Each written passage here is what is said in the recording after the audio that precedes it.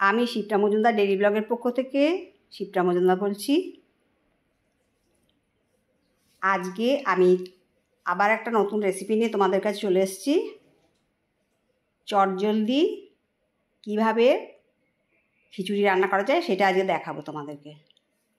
দেখো, খিচুড়ি রান্না করার জন্য আলু কেটে নিয়েছি ডুমো ডুমো করে, আর কুমড়ো নিয়েছি, আর পটল নিয়েছি। সব একই রকম সাইজে সুন্দর করে কেটে নেওয়া হয়েছে।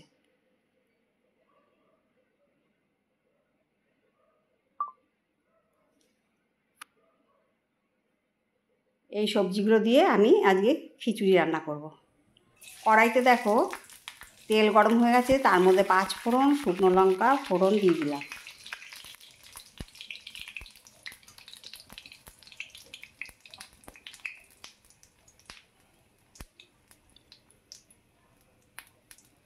বৃষ্টি হবে কিন্তু খিচুড়ি খাবো না, এটা তো হতে পারে না, তাই ঝটপট করে করার জন্য এই প্রসেসে আমি করে নিলাম। লঙ্কাগুলো ভাজা হয়ে গেল, ফোড়নটা গন্ধ বেরিয়ে গেছে সুন্দর। এবার আমি একে একে সমস্ত সবজিগুলো ছেড়ে দিলাম।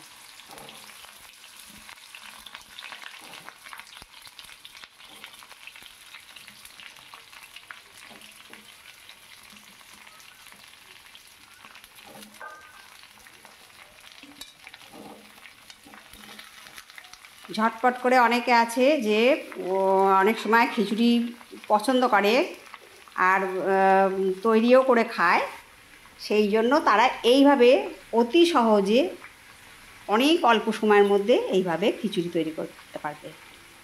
আমি যেভাবে তোমাদেরকে দেখাচ্ছি, দেখো পরিমাণ মতো নুন হলুদ দিয়ে দিলাম, তারপর একটা তেজপাতাও দিয়ে দিলাম। আমি তেজপাতা কখনো ফোড়নে দিই না, পরে দিই।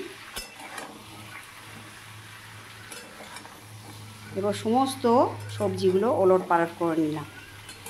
খুন্তি দিয়ে ওপর নিচ সুন্দর করে নাড়াচাড়া করে নিতে হবে।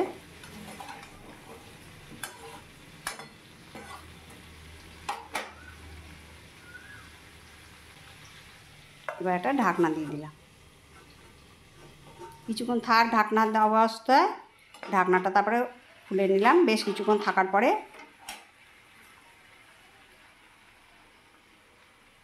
আদা ঘষে রেখেছিলাম, সেই আদাটা এবার দিয়ে দিলাম।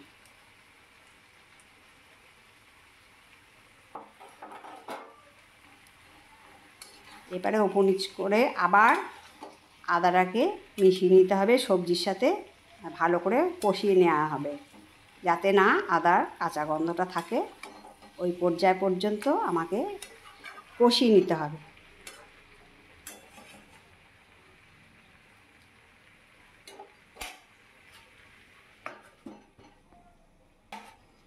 এইভাবে মাঝে মাঝে ঢাকনা দিয়ে আমি সবজিটাকে কষিয়ে নিলাম।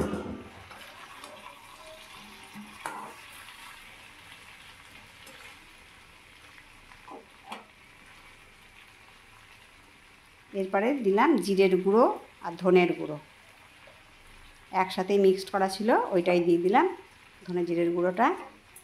আর একটা সঙ্গে কাঁচা লঙ্কাও দিয়ে দিলাম।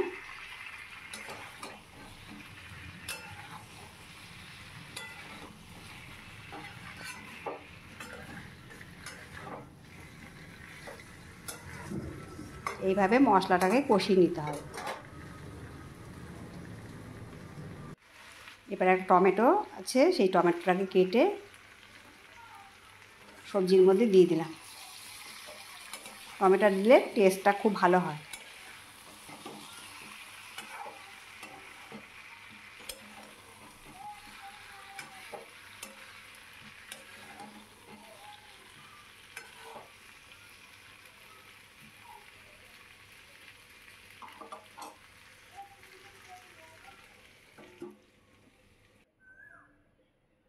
এবার দেখো, এটা হলো 250 একটা কাপ, 250 গ্রাম চাল নিলাম। তারই সাথে হাফ কাপ দিলাম মুসুরির ডাল আর হাফ কাপ দিলাম মুগ ডাল। তার মানে পরিমাণটা এটা 250 গ্রাম হয়ে গেল। 250 চাল আর 250 মুগ আর মুসুর মিলে ডাল। এটা দিয়ে আজকে আমি খিচুড়িটা বানাবো। এবারে হালকা করে ভেজে নিতে হবে।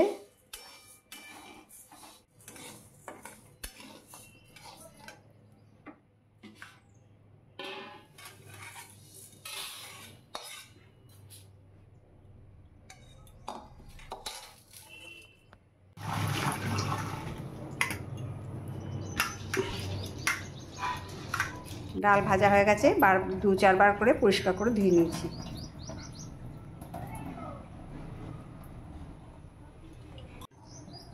আর চালটাকেও ভিজিয়ে রেখেছিলাম, চালটাকেও ধুয়ে পরিষ্কার করে নিলাম।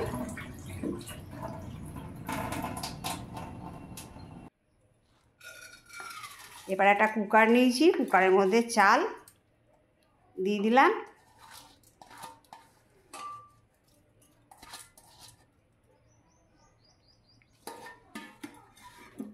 আর ডালগুলো দিয়ে দিলাম। হাতে যদি সময় না থাকে কিন্তু খিচুড়ি খেতে খুব ইচ্ছে করছে, মাত্র 10 মিনিটের মধ্যেই এই প্রসেসে খিচুড়িটা সুন্দরভাবে রান্না হয়ে যায়। কুকারে করে রান্না করলে ভীষণ তাড়াতাড়ি হয়ে যায়। তারপরে আমি পরিমাণ মতো জল দিয়ে দিলাম।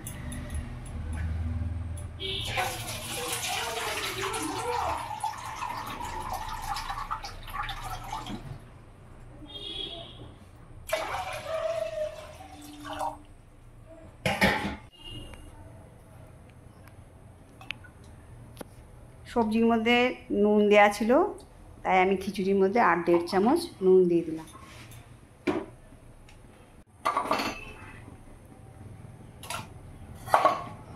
এরপরে আমি তার মধ্যে সমস্ত সবজিগুলো, কষানো সবজিগুলো দিয়ে দিলাম। দেখো কত সহজে ঝটপট করে খিচুড়িটা রান্না হয়ে যাবে।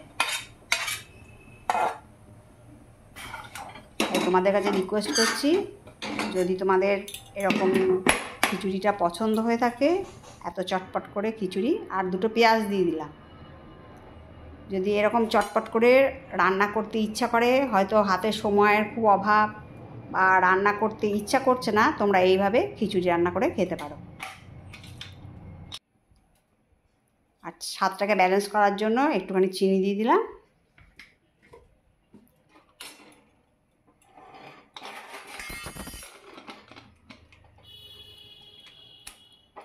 ঢাকনাটা দিয়ে পুরো ফুল দম দিয়ে দিলাম। মাত্র 1টা থেকে 1.5টা সিটি পড়া পর্যন্ত আমি অপেক্ষা করব। এটা 1টা সিটি পড়ে গেছে, আর একটা আমি পুরো ফুল দমটা দিয়ে রেখে দিলাম। এবার পরিমাণ মতন ঘি দিয়ে দিলাম। তা তোমরা দেখতে পেলে কত ঝটপট করে মাত্র 10 মিনিটের মধ্যেই আমার খিচুড়িটা রান্না হয়ে গেল। কত সুন্দর দেখতে হয়েছে দেখো। আর যদি আমার এই খিচুড়ি রান্না ভালো লাগে, তাহলে লাইক, শেয়ার, কমেন্ট আর সাবস্ক্রাইব করে আমার চ্যানেলের পাশে থেকো। আমার চ্যানেলটাকে এগিয়ে নিয়ে যেতে সাহায্য করো।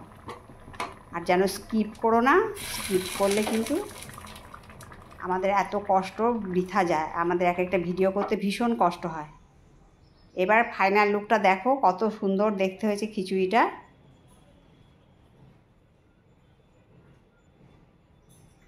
তাহলে তোমরা এইভাবে ঝটপট করে খিচুড়ি বানিয়ে নিও, রান্না করে খেও। এবার তোমাদেরকে একটা ডিশে ঢেলে আমি তোমাদেরকে দেখালাম। পাঁপড় ভাজা, ডিম ভাজা দিয়ে দিয়েছি। আচ্ছা, আজ এই পর্যন্ত রাখি। টাটা।